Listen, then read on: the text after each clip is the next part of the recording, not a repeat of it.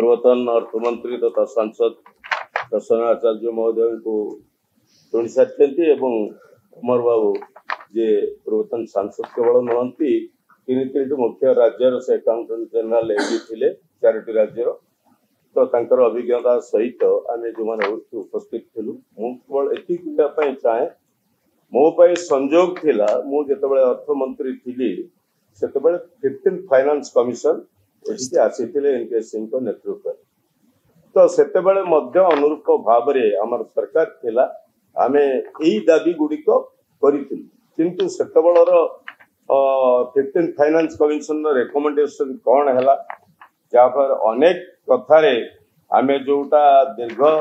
वर्षर दाबी जो दाबी को पुणी थे दोहराई चाहूँगी कारण यह एक राजनैतिक दाबी नुहे यह एक ओडिशार स्वार्थ सम्मिलित ओडिशार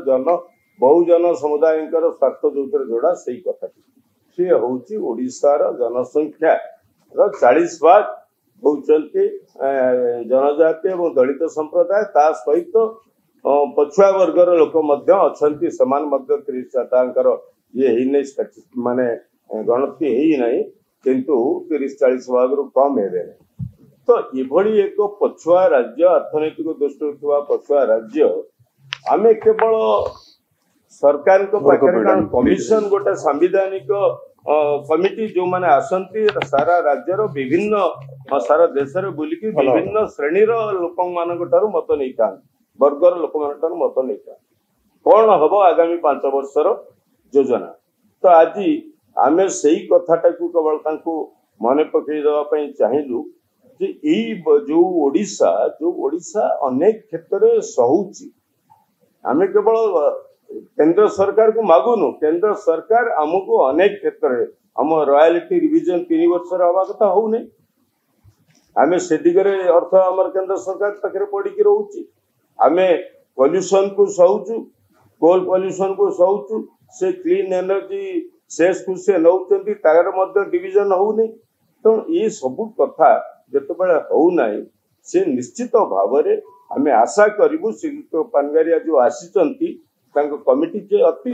भलो भाव रे आम कथा को बुझेले राज्य सरकार कौन कहले मो से कथा को कहबा पई चाहे नहीं किंतु सेथिर प्रमुख दाबीटी जो कथा आमे सांसद थिला बेले रघुराम राजन को भेटिथिलु एवं सही वर्ष टू कहले जे आउ हबो नाही तेणु किसी नुआ कथा कही ना किंतु तापरे नॉर्थ ईस्टर्न कंट्री यानी स्टेट गुड़िक जोटा उत्तर पूर्व राज्य गुड़िक एवं ता सहित वेस्टर्न हिमालयन स्टेट